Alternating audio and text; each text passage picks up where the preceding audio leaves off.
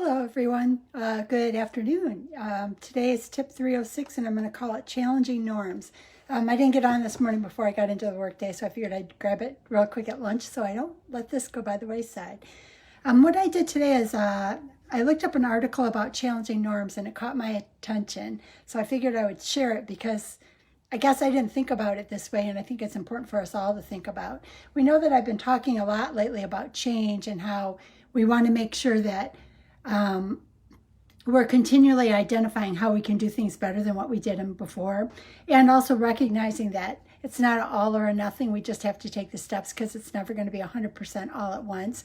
Life keeps moving forward and we have to keep moving forward. So what happened is I found an article that says How to Challenge Norms, and in a Good Way, by a Dr. Johanna Nalu, N-A-L-A-U. And the reason this caught my attention is it pointed out something that and maybe we've seen it kind of fall by the wayside, but probably for good reason. It talked about the idea of etiquette and, like what proper etiquette is. And I can remember when I was younger, there was a lot of talk about proper etiquette, like where forks and spoons positioned and, what do you pick up first and what's polite conversation, what's this, what's that. There were just lots of rules. Well, what it kind of pointed out is she wrote a book called The Art of Gathering. And what she was kind of pointing out is that, hi, you, Prandra, good to see you. And what she was kind of pointing out in this article that made me kind of think about, I know my weight loss journey is different. I know my work environment is going to be different. I know all parts of my life are different. Well, this idea of etiquette that she popped up, I thought was a great one to bring up too. That has to change also, because etiquette is developed culturally in a small, unique area. Hello, so good to see you.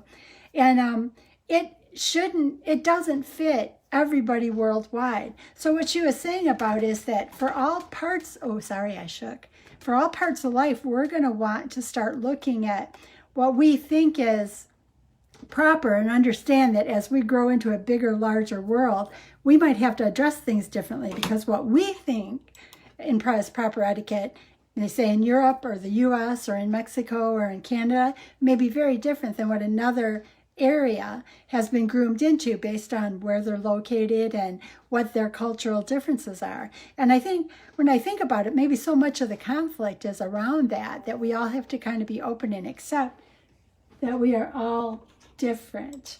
So I wanted to kind of share that and move forward. Like I said, etiquette is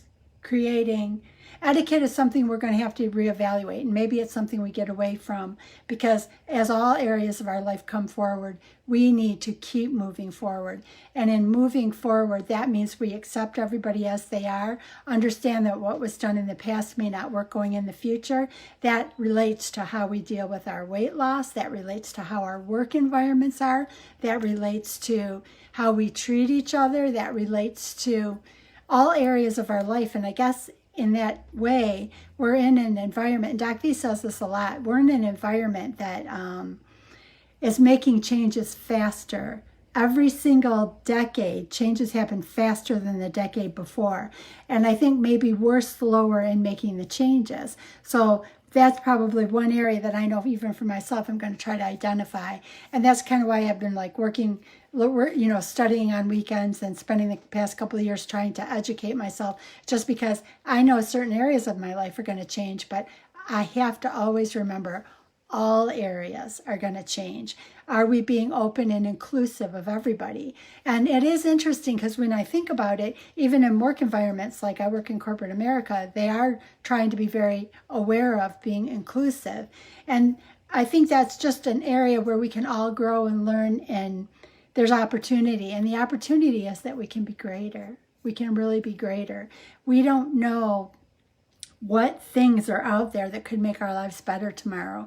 But in doing that, we also have to remember that our habits from yesterday probably will have to change. And then that can get us to a place that's better than what we thought we could ever find. And that's kind of where I'm going to go at it from this. Even now we've got some changes going on with new variants going on.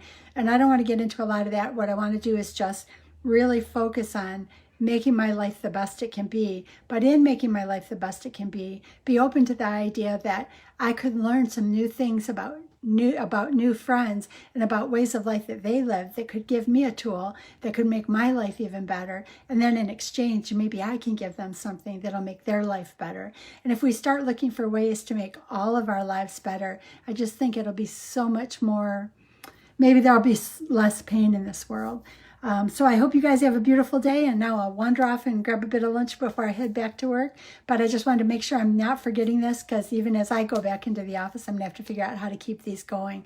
Because I do agree, it is a good thing for me to stay engaged in it, because it keeps me engaged in my journey. I appreciate you guys so much. And just remember, we all are different, we're all unique, and we all have something that we can come together with to make each of us better. So we're going to be open, accepting, and hopeful that each day can be better than the day before. Thank you, and you guys have a beautiful day.